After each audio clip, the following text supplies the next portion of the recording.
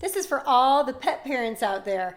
For anybody who's had upset tummies in their pet family and had to make a special bland diet for the dog, this is for you. We have 3 dogs and rotate this so often. It's actually become such a favorite that our dogs don't like their food without it. Who would? So it's rice, and I use jasmine rice or white rice, and chicken breast. I use organic. I don't know. Our dogs are spoiled. I don't want any chemicals and junk in their tummies, especially when they have upset tummies. So between 3 dogs, they all get it if one gets it. It's kind of become our staple. We mix in a little bit of dry food and sometimes a little bit of their wet food. They're on a kind of a low-fat, healthy diet. So I wanted to show you how I make the rice and chicken all at once, one and done, in about 9 minutes or so.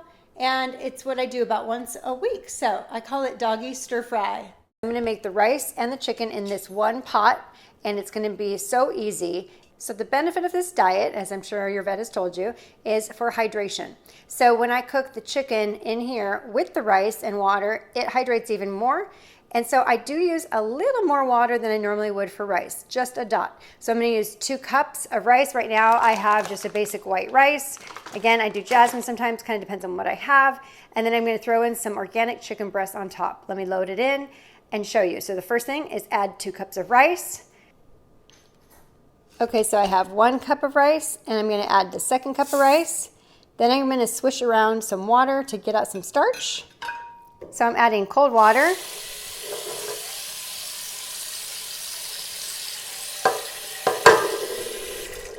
I'm going to swish it around a little bit, and then I'm going to pour out that water. That's some of the starch. So we're going to get some of that out. Keep it moist and fluffy. Then I'm going to add 2 cups of water.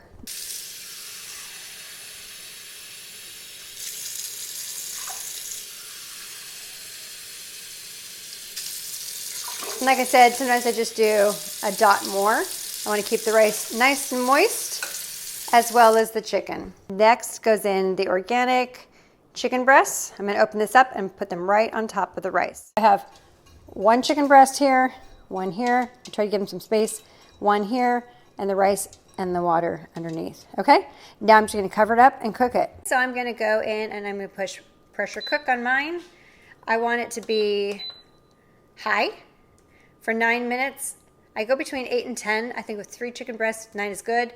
I think 10 dries it out. So I'm going to take off the keep warm. I don't need it to keep warm. And then I'm just going to put the top on. Make sure it is sealed, not up, but down, and let it do its thing. It's that easy.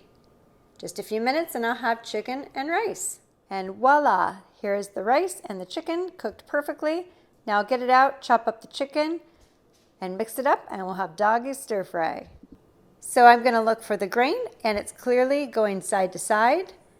And so I'm going to cut the opposite direction against the grain, and this helps keep it tender. I'm not sure if dogs really care, but I do. And as you can see, it's cooked through. There is no pink remaining. That means it's great. So I'm just going to chop it in chunks and dice it up. I've got 1 chicken breast all diced up.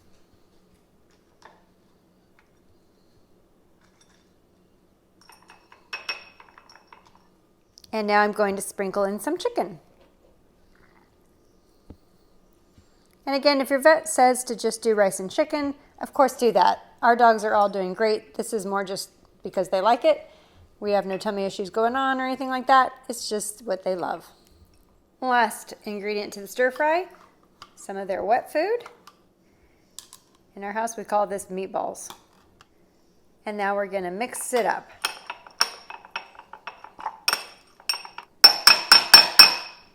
And there you have it, doggy stir fry for 3.